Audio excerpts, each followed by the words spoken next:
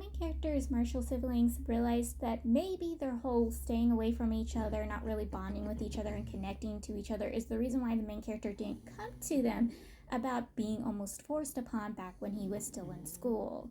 And so they're all really protective of him. They're trying to get more closer to him. They're trying to have conversations with him.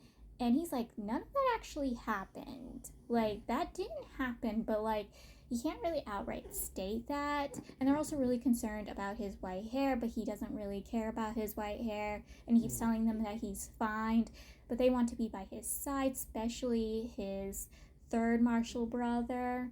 But they're all showing more signs of concern for him. And he even gets to have a conversation with his first martial brother, who's basically kept his sword that was once their Shujin's sword and the sidelines, never really using it because he doesn't really think he deserved it, but he's also stuck in the convention level that he's at. Like, he hasn't been able to ascend. And the main character points out that maybe if he used his sword more often than he does, instead of practicing with other things, maybe he would be able to ascend. And his martial brother takes his advice. His convention has been unsealed, his sword has been returned back to him, but he can't get his sword to work. It's not listening to him. It's basically ignoring him. Like, the only way he can use his sword is by putting his Q into the sword, but outside of that, he cannot use his sword. Like, it is basically being like, you're not my master, you're not my owner, I'm not listening to you. And he's like, please work, I need you to work. But to fool everybody else, he's using his coup, to get it to work. I am sorry if I pronounced that wrong. The main character, he gets a letter from the headmaster of the school the original host used to go to, the same academy the original host went with the male lead. So he goes to the academy. Basically, it's a transport thing with the letter, so it transports him to the academy where he meets up with the headmaster, and he finds out that the headmaster was the one who convinced the original host to kill the male lead. He tells the main character he doesn't have to be concerned or worried about not killing the male lead and failing at killing the male lead. He states that they can have a chance later, but not to do it now. Don't try killing him anytime soon, but they will have maybe a chance in the future. The headmaster is also friends with the main character's Shujin. He's also can see into the future. Basically, he gets visions. So there's probably a vision basically telling him that the male lead has to be get rid of. Or I saw someone state as a theory that he's doing everything he's doing to lead the male lead to becoming a bad guy, becoming a villain. Because when you read throughout this book, the male lead is slowly becoming a villain, just like those other protagonists the rebirth department employees told the main character about. And even the main character is like, hey, is he becoming a villain? But then he's like, no, he's not. He's not becoming one, not like those others. And I'm like, honey, he is. Or he's becoming a yandere, because there's signs of him becoming a yandere. And maybe that's why the headmaster wants to get rid of him. Or he's doing all these things to turn the male lead into the villain. I'm not sure, but I am suspicious of the headmaster. I'm not sure if he's doing it for the good or he's doing it for the bad. The first martial brother tells the main character and the third martial brother that they are going to go do a competition thingy. Basically, anyone on a certain level of converting and below is allowed to compete in it. And so he tells the main character and the third martial brother that they're going to compete in that competition thing, and the top 10 winners get this like flower thingy, and so he tells them to go win it. Now him, the second martial brother, and the martial sister, they never competed in it.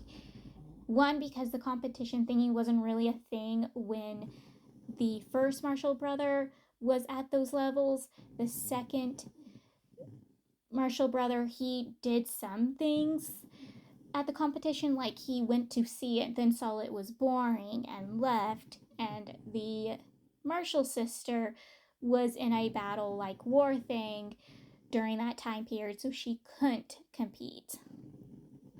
And so this is the first time their master students will be competing in this competition thing. When the male lead finds out that the main character and the third martial brother is competing, he goes there to go collect them. And obviously, the martial siblings do not want the main character anywhere near the male lead. They've been keeping the male lead far away from the main character this entire time. Now, the third Marshall brother took medicine from the male lead when the male lead brought it because he wanted to see the main character and he brought medicine. But that's the only thing. This is the first time they allowed him to interact with the main character. And because the main character is willing to go with the male lead, they have no choice but to allow him. But they tell the third Marshall brother to keep the male lead far away from the main character. Do not let the male lead steal the main character from them. And he promises that he will protect the main character from the male lead. So the third Marshall brother, he decides to be a literal pest the entire journey. So he purposely wears clothes you expect a human-like being peacock would wear. He's wearing literal peacock-like clothes so they could attract not good people to repeatedly attack them and try to steal from them. And so the male lead constantly has to handle and deal with these people. And he's just basically knocking them to the ground and continue on his path while the third Marshall brother and the main character follows him. It's only when somebody starts talking terrible things about the main character does the male lead murder those people. He literally murders them, and the third Marshall brother's like, oh, you know what? Maybe I can hand you over to the male lead. Maybe you can belong to the male lead because he will defend your honor by killing people who, say horrible things about your honor or say horrible things about you. And the main character's like, can you shut your mouth?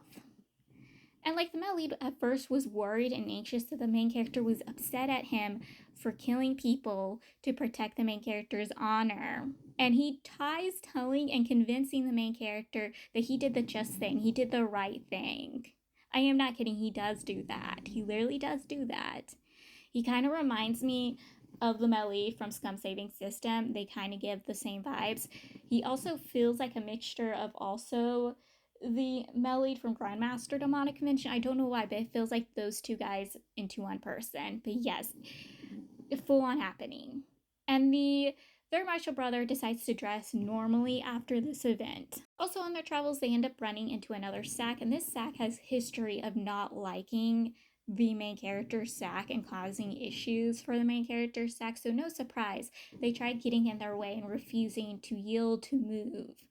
And let's just say the third Marshall brother and the male lead is not having it, and they're putting on a full, generous, kind act after enforcing these guys to bow to them and be like, you can go first. We don't want to look like we're bullying you guys. So it enforces these guys to not look ungenerous, to continue on their path.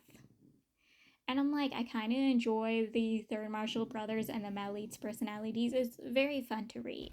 The sack who has the not good relationship with the main character sack thinks they're gonna win against the main character because they heard that the main character's hair turned white and that he had a Q convention and that he's weakened, so they think they can at least win against the main character and they can make a name for themselves for defeating the famous sage's disciple.